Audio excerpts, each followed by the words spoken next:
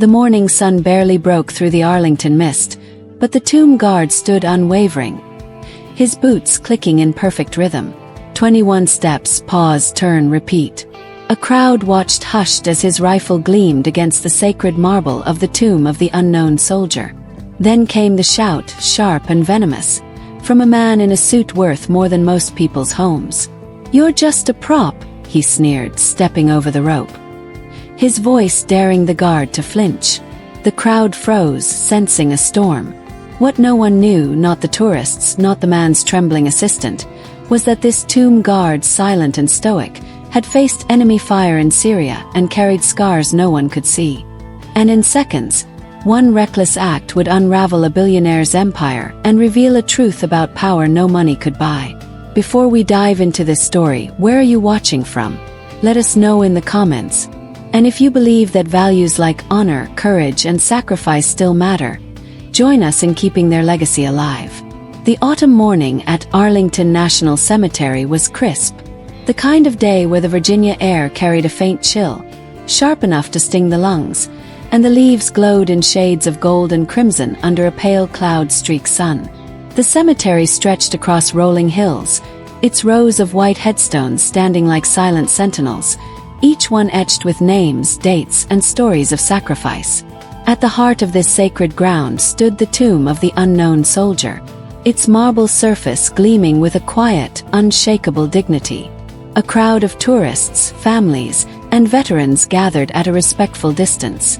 Their voices hushed, their footsteps soft on the stone plaza. Some clutched guidebooks, others held cameras, but all felt the weight of the place. A place where history wasn't just remembered, but lived. Ryan Mitchell, a sentinel of the tomb, moved with a precision that bordered on the mechanical, yet carried a profound grace. 21 steps of pause, a sharp turn, the click of his polished boots echoing in the stillness, the rifle shifting from one shoulder to the other with textbook accuracy. His navy blue uniform was immaculate, every crease sharp, every button gleaming. The tomb guard badge on his chest caught the morning light, a small but proud symbol of his duty. At 28, Ryan was tall, 6 feet 1 inch, with brown hair cropped close to his scalp and green eyes that stayed fixed on an unseen point in the distance. His face was unreadable, a mask of discipline forged through years of training and a tour in Syria where he'd earned a silver star for pulling his squad through a brutal ambush. His scars, both visible and hidden, were carried with the same quiet resolve as his rifle. The crowd watched in reverent silence. A young boy no older than 8 tugged at his father's sleeve, his voice a loud whisper. "Dad, why does he walk like that? Doesn't he get tired?" The father, a broad-shouldered man in a flannel jacket, knelt beside his son, his voice low but warm. "It's about respect, Tommy, for the soldiers who gave everything and never came home.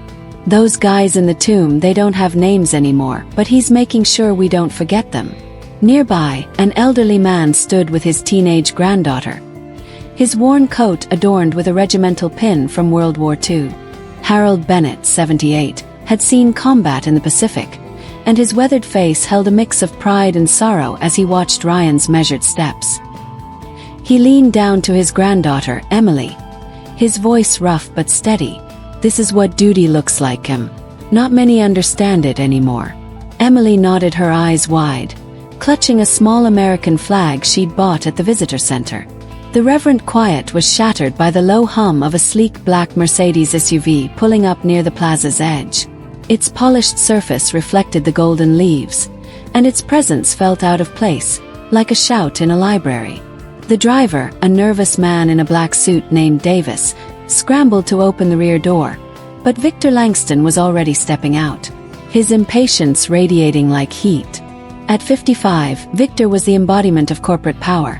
Silver hair swept back with meticulous care, a bespoke charcoal suit tailored to his lean frame, and a Rolex Daytona glinting on his wrist, its gold face catching the sun.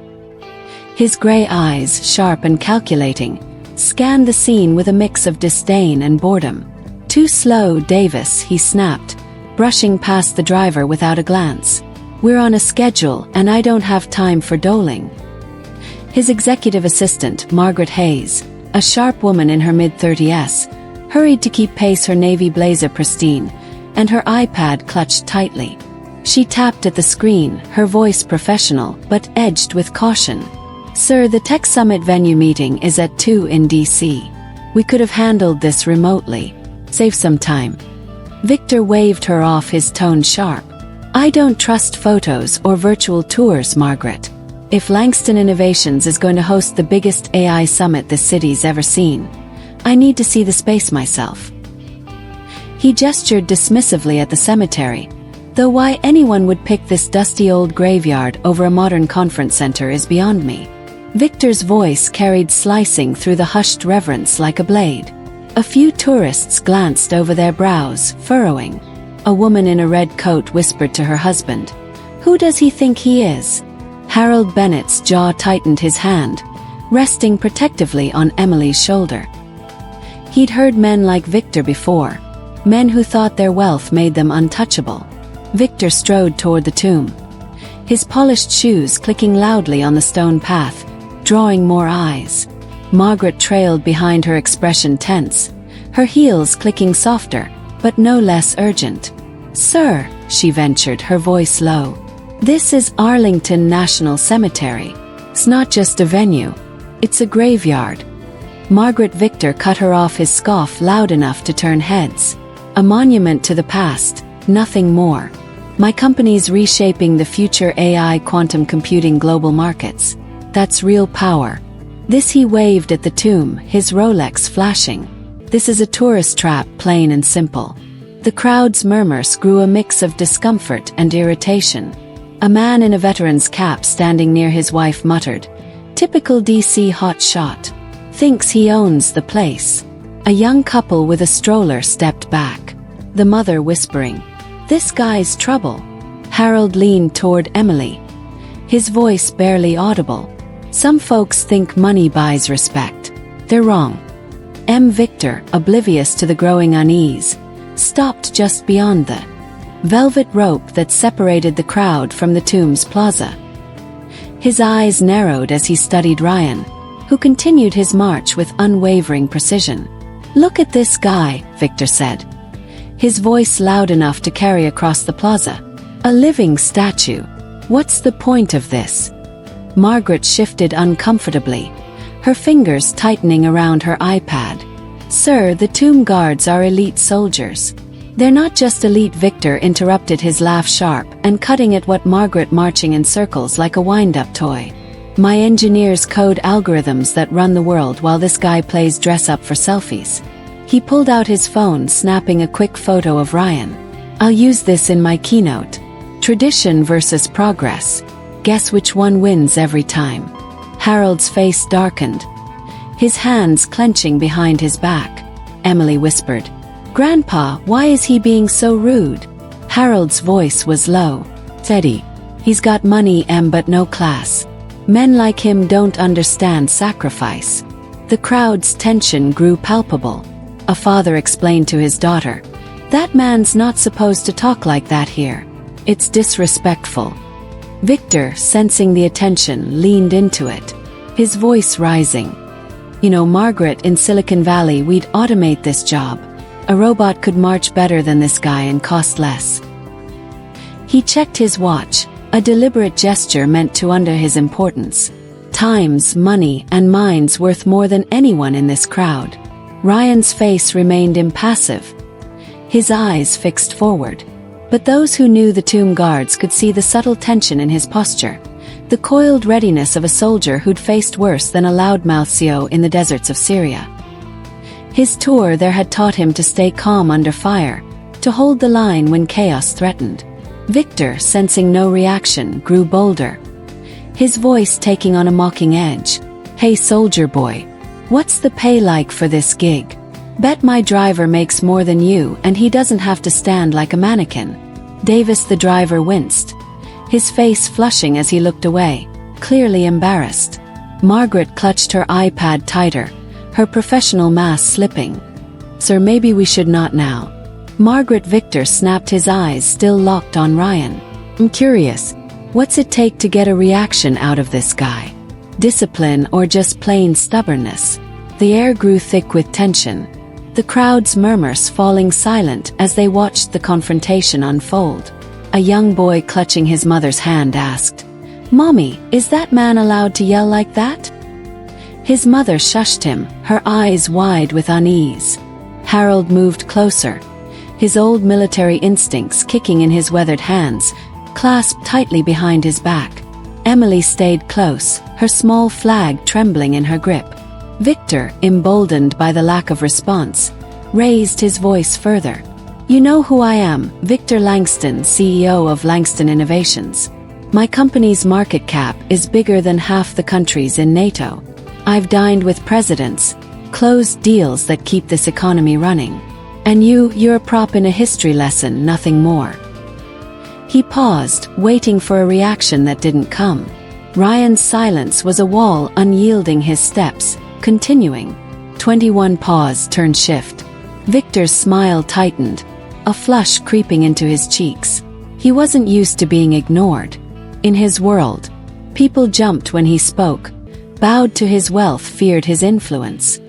His voice dropped, but the edge in it was sharper. "Let's try this," he said, his tone dripping with condescension. "I'll donate $1 million to whatever veterans charity you pick. If you say, 'Good afternoon, Mr. Langston,' right now, go on." The crowd gasped softly, a ripple of shock passing through them. The boy Tommy clung to his father's leg, whispering, "That's not fair, Dad." The father nodded, his jaw tight. "It's not about fairness, son.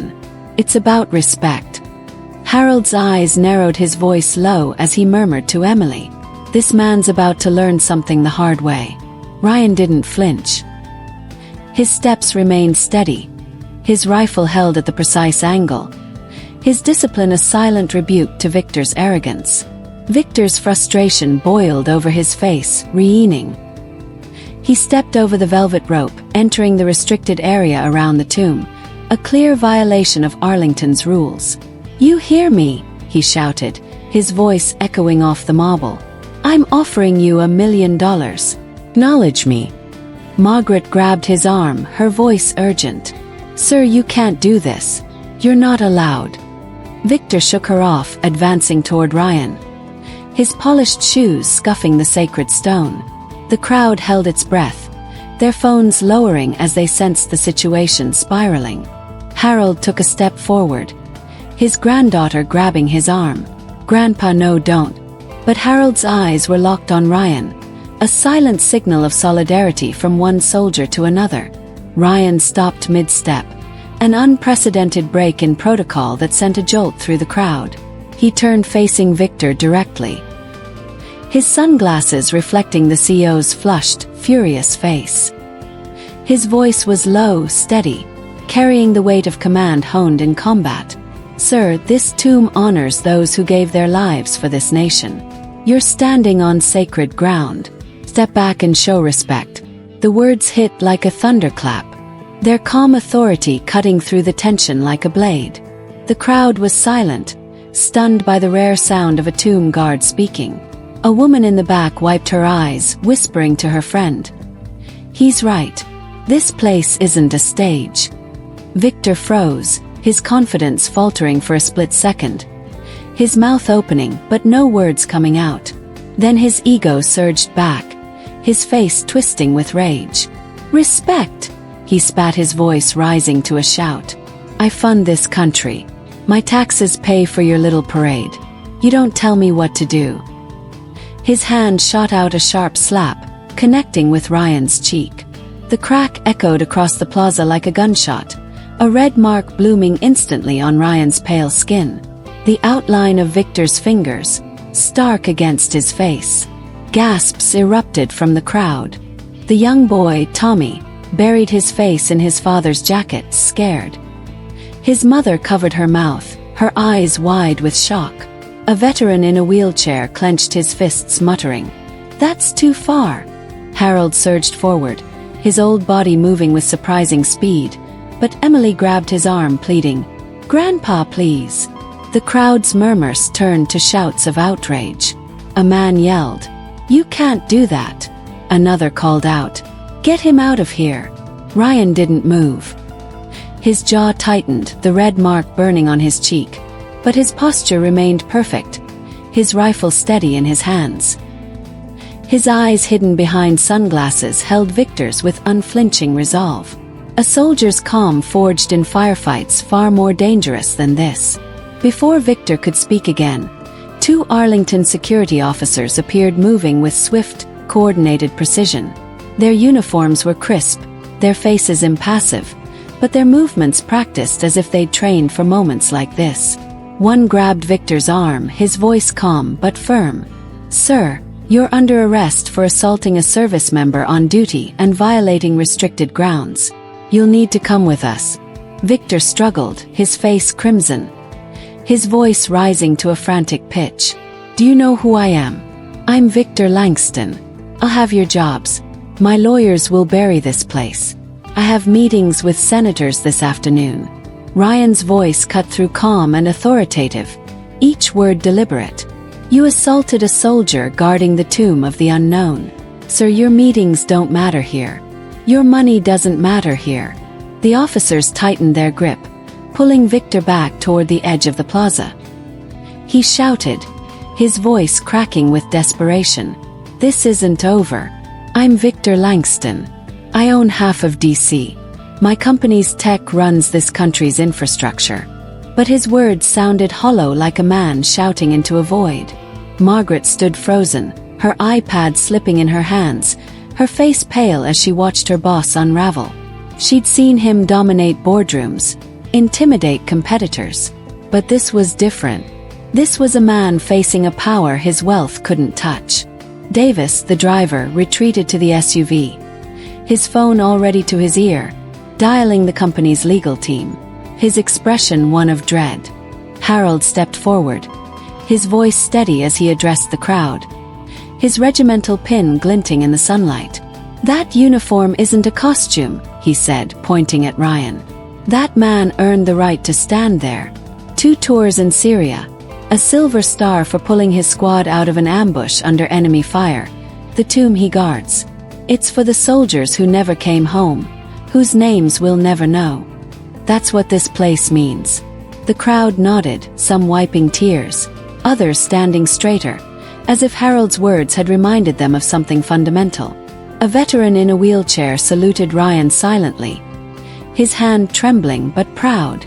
A young woman clutching a guidebook whispered to her friend, "I didn't realize what this meant. I get it now."